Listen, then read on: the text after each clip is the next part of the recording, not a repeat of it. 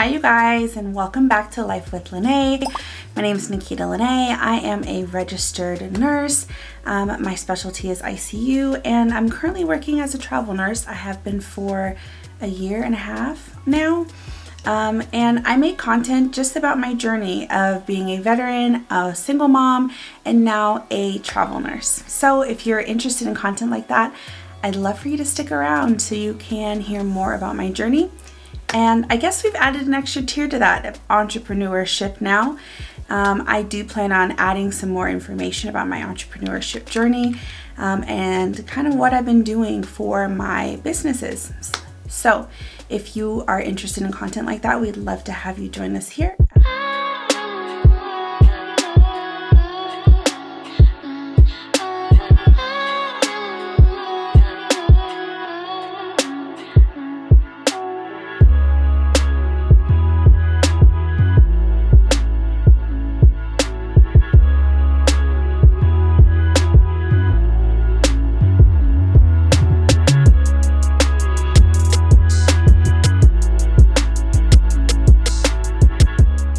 Today I'm talking about something that's like a little heavy, but I have been trying to share this information with you guys. I don't know how many times I have recorded and re-recorded and re-recorded this video, but I've decided to just consolidate it all into one video, and that is on my trips to home to Alaska. So I mentioned in my last video, if you guys haven't seen that video, it is my welcome back, happy birthday video. I mentioned that I have been back home to Anchorage, Alaska 3 times in the last 6 months, you guys. 3 times. Prior to that, prior to those 3 trips, I had not been home in like 15 years. So, I just kind of want to share with you guys exactly why I went back home, how those trips went, and kind of just get you guys up to speed with what's going on. So without further ado, let's just jump into it. So like I mentioned in my last video, in April of 2021, my family got notification that my grandmother was diagnosed with stage 4 pancreatic cancer. So her doctor said that she was terminal and pretty much gave her probably about 9 months to live. At the time, I was on assignment in Kentucky, in Louisville, Kentucky, and pretty much at that point, my family just immediately jumped into action, trying to figure out a plan of how we were gonna all come back together, back home to Alaska, and visit my grandmother. We just wanted to be there for her and to support her. And she pretty much just told everyone, come home. So we immediately started planning. I finished that assignment up and came back to Texas, back to, I guess, home base for me, which is Dallas, Texas. And me and my son came to Austin after that, and we flew to Anchorage from Austin. Now, I came out here for a travel assignment, and then at the very last minute, they tried to change the pay. And I was like, no, that's not gonna work for me. So I actually ended up working per diem out here for a whole like 2, 3, 4 weeks, something like that, while we were all waiting to be able to get our plane tickets to meet in Alaska at the same time. Our flight from Seattle into Anchorage was like a crystal clear flight. You can actually see all the beautiful like glaciers and everything there, which is not common. Like even the pilot said that it's once in a blue moon that you actually get to see all of the glaciers as you fly over. So it was absolutely stunning. So we kind of got there in a domino effect. Me and my son got there. We flew in from Austin. The very next day, my sister and my niece flew in from Dallas. And then the day after that, my mom and her husband flew in from Kansas City, Kansas. And I believe that's the same day my cousins flew in from Seattle as well. So when I tell you we were all there in Anchorage at the same time, it was so beautiful, you guys.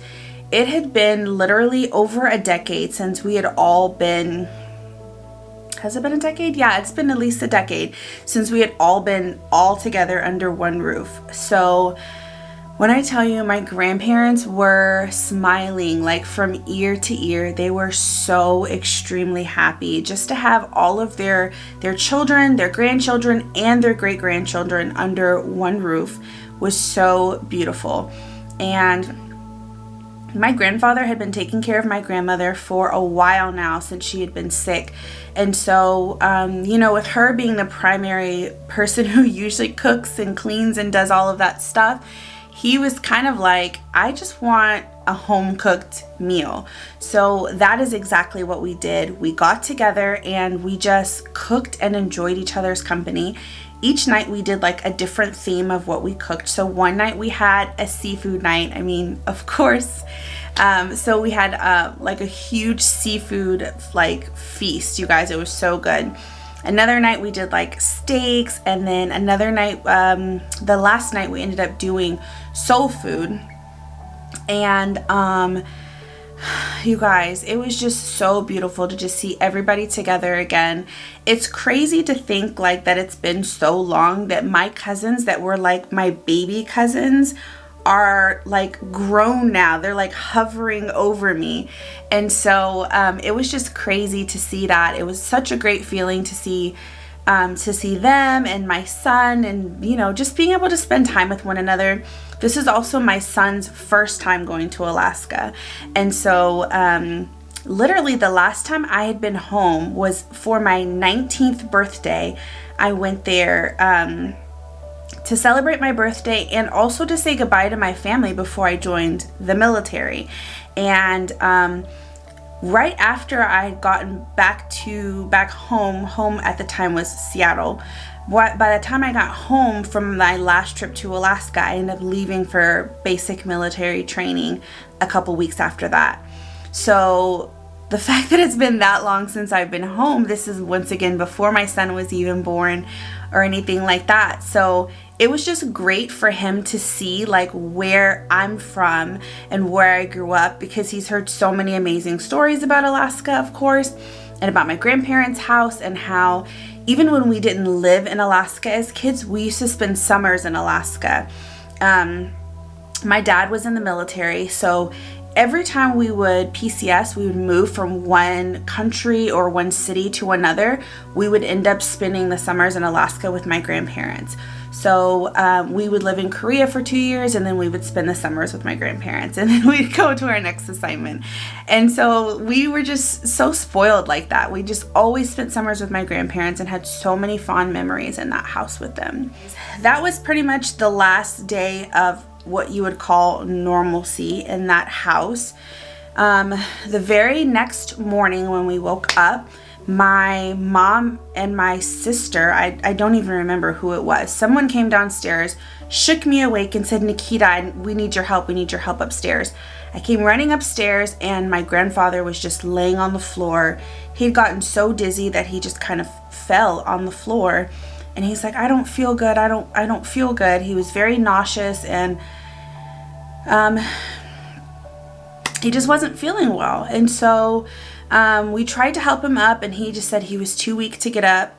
And so we decided to call the EMTs. So we called 911, and the EMTs got there. And by the time the EMTs kind of got him up in like the little chair to bring him downstairs and get him into the ambulance,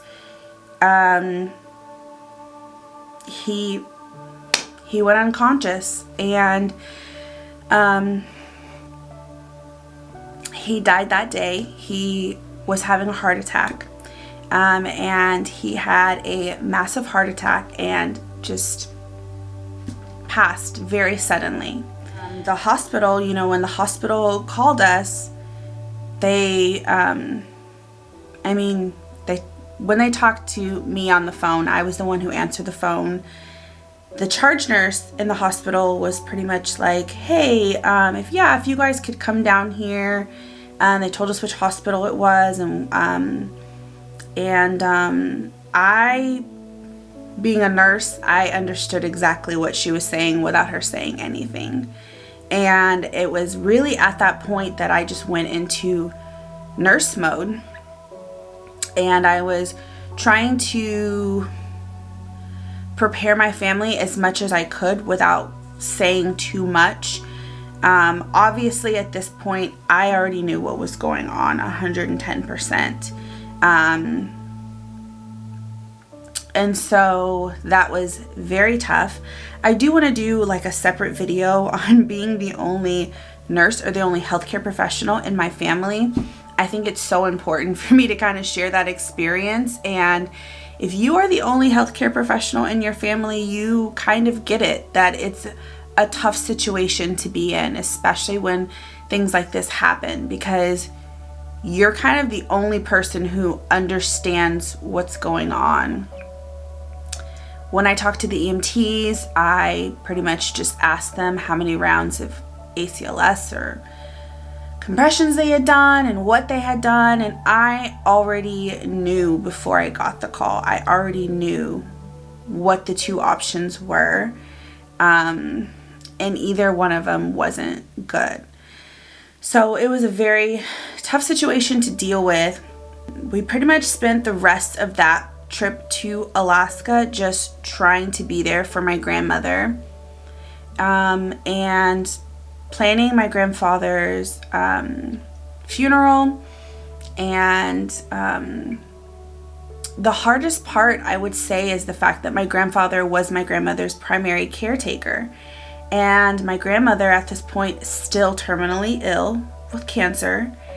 And we had to come together and figure out a plan of how we're gonna take care of her. My grandmother was very adamant that she is not leaving Alaska.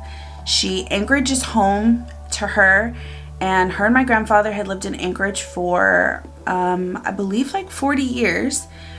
And so there was no way that she was gonna leave Anchorage, especially after what had happened with my grandfather passing.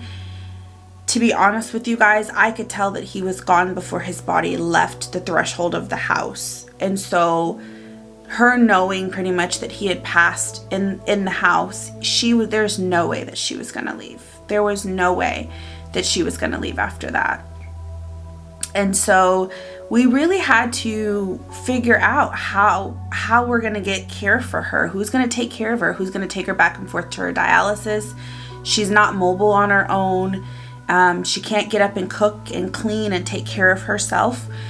So we have to figure all of that out, and in a very short period of time, because all of us had to go back to our respective cities and states. Pretty much, I think we all had about a week left at this point. There was quite a bit of challenges that we had to face. We had to figure it out. I will say that my family came together so quickly.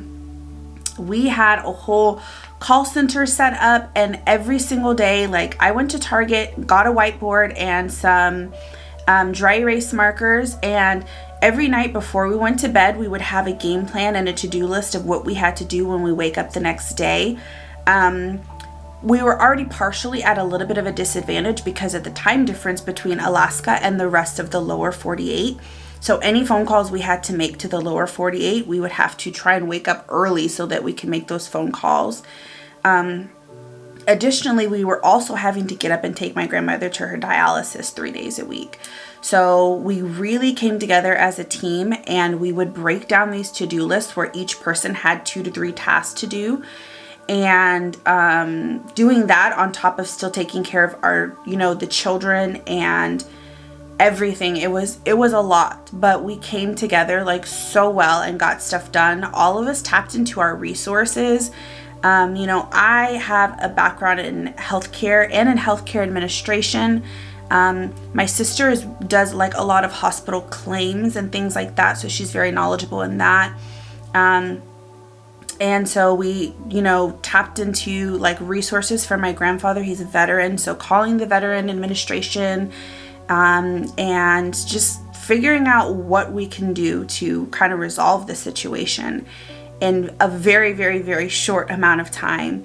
I'm very grateful I was able to extend my trip there, and me and my son were able to stay longer to help my mom, but her husband had to leave. He had just accepted a new job, so he had to leave to go do training in another state, and my sister and my niece had to leave because my sister only had so many days of leave and vacation. So it was pretty much me and my mom at that point for like the last 4 or 5 days, just trying to get as much stuff done as we could to make sure that my grandmother was going to be taken care of when we left. And so that pretty much just wrapped up that first trip to Alaska. It was a lot. It was a lot. It was so sudden. I think the most shocking part for us is that, you know, everyone in our minds, we were just coming to terms with the fact that my grandmother was terminally ill, and that, you know, helping my grandfather plan his life after my grandmother's passing and what he wanted to do and where he wanted to spend the remainder of his life. And he was completely okay with going back to Kansas to live with my mom and her husband, or like live in a living facility. There's a assisted living facility that's very close to them that they do lots of activities. It's a really, really, really nice facility. And so he had already made up in his mind that he was okay with going there and doing that. And so it was so tough mentally and physically to even get this plan in place, just having to think about the what ifs and think about my grandmother's passing. And then for my grandfather to be the one who passed before my grandmother, and so suddenly, like out of nowhere, it was just a complete shock to my entire family. Like nobody saw it coming. Like nobody saw it coming, and it really just took us for a loop. It's really tough, I guess, because, you know, one year anticipating one grandparent passing, and we're all there to shower her with love and with support. Yeah, we were still loving on my grandfather, of course, but I just wish that I would have known. I wish I could have given him more hugs, and I wish I could have been more, I don't know, more affectionate, more hugs and more kisses, and hear more of his stories about the time that he served in the military, and just hearing his laugh and hearing him sing and just different things like that. And I guess that was the tough part, is that it was just so sudden. So yeah, that was our first trip home to Alaska, our first of 3 trips. So our second trip home to Alaska was for Thanksgiving. My grandmother once again said, everybody come back home, and everybody went back home. She wanted us home for Thanksgiving. I think in her heart and in her mind, she had an understanding that she was passing soon, and she understood that this would be the last holiday that she could spend with her family. So she just wanted to be in good company. And even though she kind of lost most of her appetite by this point, every once in a while she would say that she was like craving something, and she might take like a couple bites off of it or whatever. But she said she wanted a home-cooked meal for Thanksgiving, and so that was our primary focus. This trip was mostly the girls. So it was my mom, she flew in from Kansas City, Kansas. My sister and my niece flew in from Dallas, and me and my son flew in from Austin again. The rest of my cousins couldn't really make it because everybody had kind of been flying up to Alaska at kind of sporadic times, just to make sure that we had the opportunity to visit her and to see her. So we got to Alaska, we spent 1 week there, and to be honest, this trip was a lot more like mellow. It was very tough being back in the house after my grandfather's passing. There were a couple times I found myself just sitting in his room on his bed, just kind of like looking at the pictures and just kind of soaking it up. It was a very, I don't want to say eerie, but it was definitely a very like sad feeling, just being back in the house and seeing all the little mementos and different things of him in the house. It was very tough. But we spent as much time with my grandmother as we possibly could. My grandma loves watching like HGTV and like Fixer Upper and house flip shows and things like that. So me and my sister love going in her room and sitting on the bed and just watching shows with her. her other thing that she loves to watch is she'll put on like MTV and like listen to music. And so just all of a sudden you'll hear music blasting from her room, and you go in there and she'd just be in her chair just singing and dancing. And so we just try to just soak up every single one of those moments with her, spend as much time with her, just loving on her as much as possible. And also, you know, we didn't really get to do too many things like actual touristy things. I really wanted to go visit more places and see more things and kind of show my son like the touristy part of Anchorage and of Alaska in general. But we really didn't get to do any of those things on our first trip there. And our second trip, it was snowing at this point. There was a lot of snow on the ground. I brought my camera with me and my tripod and my remote, and I just went out. And my grandparents' neighborhood is so freaking stunning. Like, you can see the mountains, and the mountains look so like close enough to touch in some of the photos. It's just, the air is so clear and so crisp.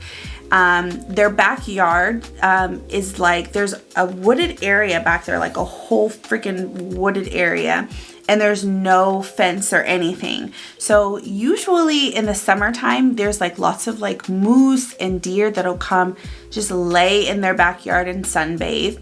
You get lots of rabbits, lots of bears, all sorts of stuff, all sorts of wildlife in their yard. We hadn't seen any wildlife this time around. There was a black bear that kept coming around the neighborhood on our first trip home, but we hadn't seen him. Thank God. That's not exactly an animal that I want to just see wandering around the neighborhood. So we hadn't seen any wildlife, but what we did do is go on a trip. We kind of drove around town to see if we could find any moose. I really, really, really wanted my son to see a moose, and our first trip there, we didn't get to see any. So, coincidentally, my son dropped his phone and shattered the screen of his phone, and we ended up going to a cell phone repair place. And when we got there, they made us make an appointment, and we had to leave. And when we came back, we were driving through downtown Anchorage, and we saw 2 moose just like walking kind of back and forth across the street, trying to figure out what side of the road they wanted to be on. And that was my son's first time seeing a moose, and it was just so amazing to like see the look on his face, you guys. His eyes got like this freaking big, and I think in his mind he knew that, you know, they were big, but he had never seen one to understand how huge they are. And no matter how much I tried to explain it to him, it was like it wasn't clicking until he actually got to see one. And mind you, my son is like 6 foot tall. So for him to see this creature and how big it is, he was just like shook. He was shook, you guys. But they were just so beautiful. And we actually got to see another moose the day that we left Anchorage to go back home. On our way to the airport, we saw a male moose. So he had like the big old rack antlers on top, and it was a huge moose, you guys. Unfortunately, I didn't get a picture of that one because I was driving and I wanted to pull over and get a photo, but it was really dark and really icy outside. I decided it was not safe, so I did not pull over to take a photo of that one. Also, we celebrated one of my cousin's birthday. My cousin turned 18, and so we did like a little cake and ice cream and celebrated her birthday at my grandparents' house on this trip as well. So that was really special, just being able to celebrate her and sing happy birthday with her. I don't think we've gotten a chance to celebrate her birthday with her in so many years because we've always lived in a different city or state or country, and so it was really special to be able to celebrate that with her, especially since 18 is such a big birthday. One thing I did forget to mention, so our trip home in November, I got a little bit of a shock that something I guess I forgot about. I haven't lived home in Alaska in such a long time, so dealing with the winters up there they're like shockingly cold, you guys. It's extremely cold. So all the cute like little thin winter jackets and stuff are not gonna cut it. Like, you have to layer and on top of layer on top of layer when you're there. But something else I forgot is just the inconveniences of dealing with the cold weather up there because it gets so extremely cold. So my very first day there, my grandmother wanted me to run to the store and get something for her. So I just jumped in her car and went to go try and start it, and it wouldn't start. And I realized nobody had plugged her car in since since the fall had started. So essentially the engine was completely frozen. If you guys haven't seen what I mean by plugging the cars in Alaska, when you have a car shipped to Alaska, you can have it have this device kind of like mounted onto your engine, and the device has literally a long extension cord, a long cord where you can plug it in, and you have to plug your car in, and that keeps your engine from being completely frozen.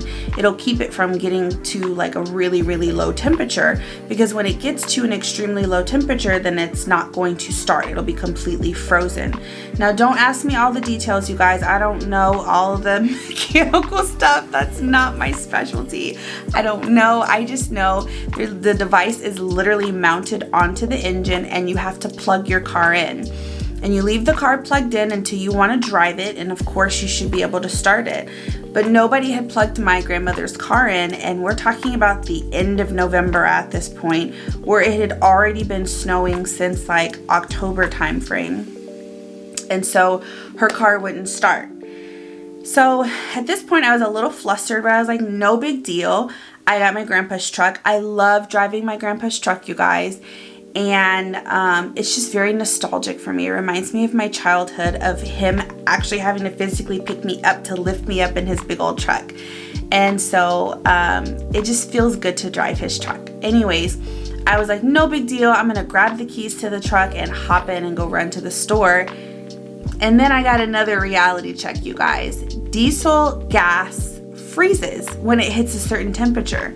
So all the gas in my grandpa's truck was completely frozen, and there's really nothing you can do about it. So we called AAA. They were able to warm my grandma's car up. They were able to get it to start. They let it run for a while, but it had been it hadn't been plugged in for such a long time that it just stopped working essentially.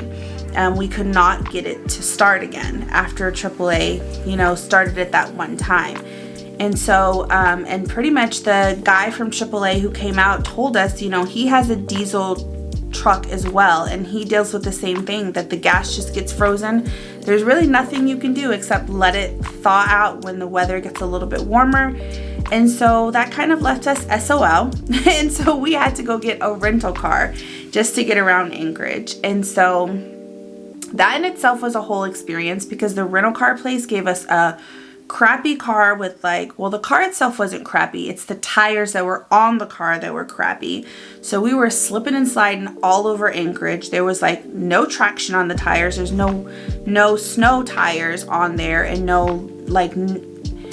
it was a terrible experience. I ended up running the car into a snow ditch, and thank God someone was nice enough to help me push the car out of the ditch, because we were just sliding everywhere. There was absolutely no traction on these wheels. I'm glad that's the only situation I got into, and I'm so glad there's a really nice guy.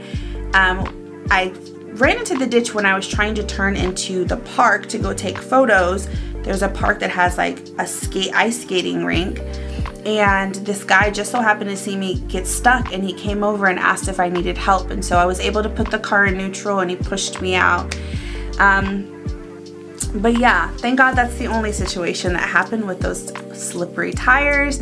And those are kind of the inconveniences I completely forgot about with not living in Alaska for such a long time. The other one was that when it's snowing, if you are out and about, if you stop at Target, let's say, for example, by the time you come out of the store, you're gonna have to clean your car off all over again, because there's gonna be a whole new layer of snow on top of your car. So just the inconvenience of not just letting your car warm up, but having to clean your car off in between every single stop. I was literally so annoyed, and it just really reminded me of why I could never move back home. I just could never do it, or anywhere cold for that matter. I think Texas is like the coldest place that I'll ever live from this point forward. I just can't deal with it. It was way too much. I mean, I had a bunch of cute little winter outfits, but other than that, I'm just not a winter girl, you guys.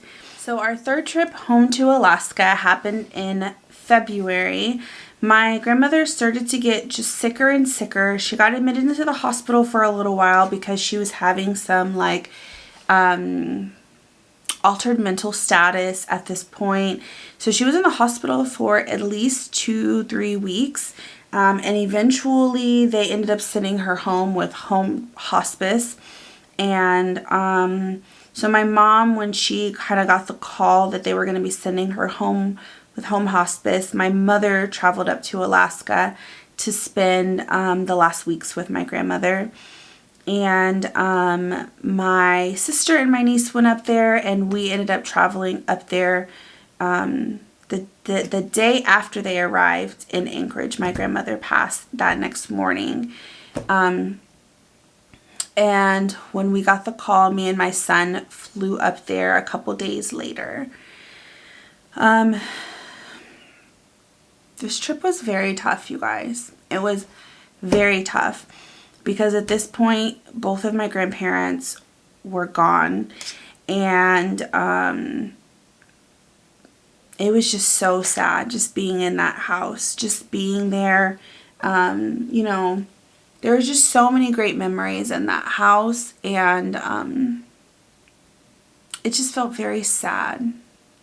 Very sad just thinking about the fact that nobody was going to be in this house anymore. And my grandparents, like I said, they've been in that home for 40 years now.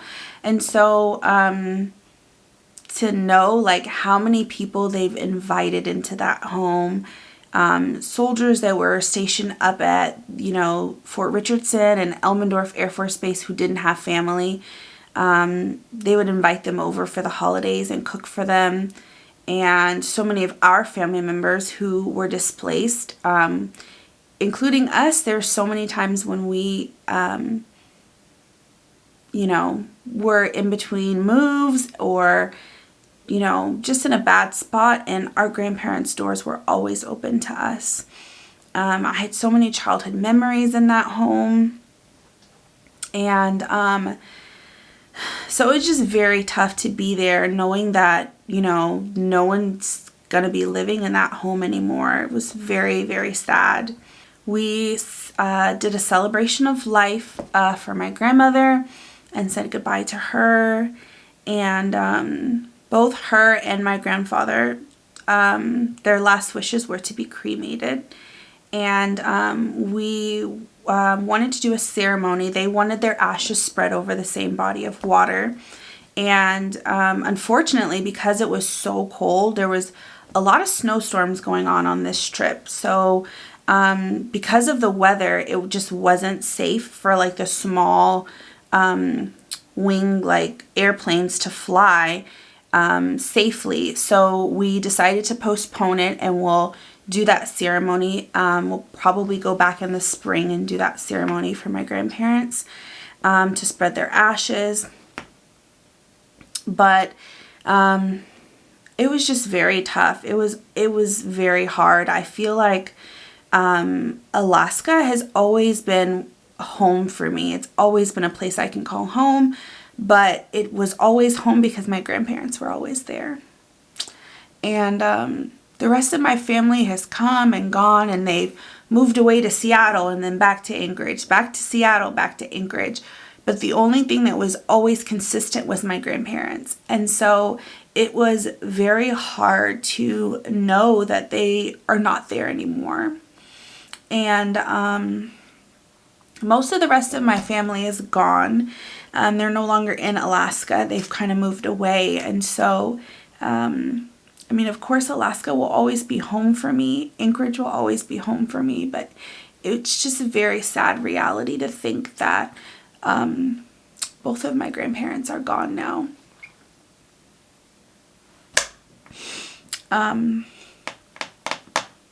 So this trip was very tough. It was very tough, pretty much just saying goodbye to both of them. And I will say that it's comforting to know that my grandmother is not living, dealing with cancer anymore, that she's able to be free, because my grandmother was just such a happy, loving person, so active, always cooking and cleaning and dancing and sewing and painting and singing, and so busy, so full of life. Her nickname is literally BB. Since I was a kid, we would call her BB, and BB was short for busybody.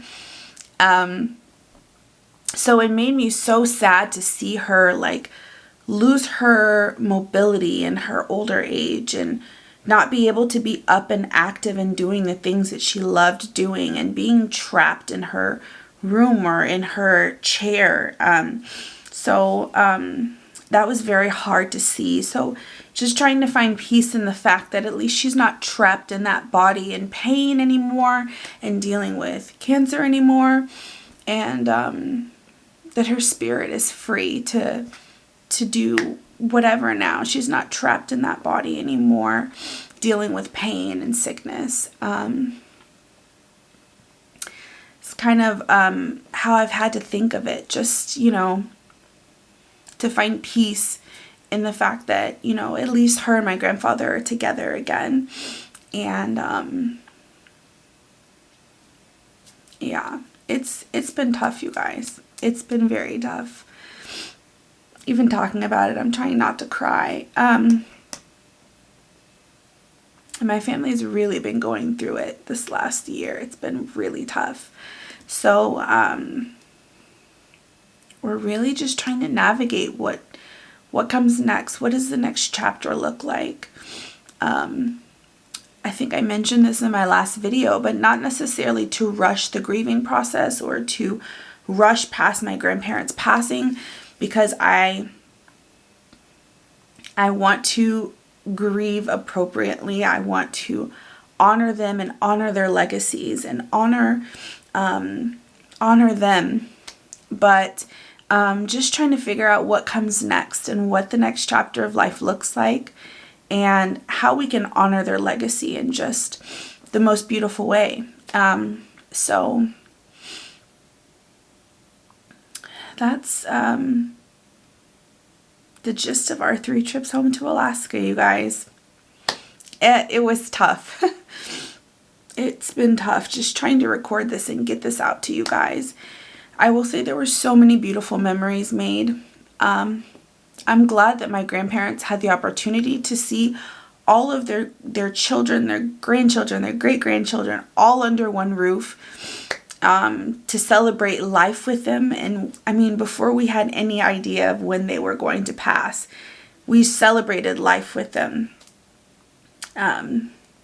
To cook and to dance and to sing and just come together was just so beautiful. And I know that made my grandparents happy. And so now we just figure out how to continue to honor their legacies in this next chapter of life, and here on forward. Thank you guys very much for watching this video. I know it wasn't my normal happy-go-lucky video where I'm smiling and laughing and all jovial, but I'm very glad that you guys are here to share this with me. Thank you for allowing me to vent and to let this out and to kind of share these special moments with you guys, even though they are kind of tough to listen to and tough to deal with. I just want you guys to kind of be with me on this journey and understand where I've been and what I'm going through.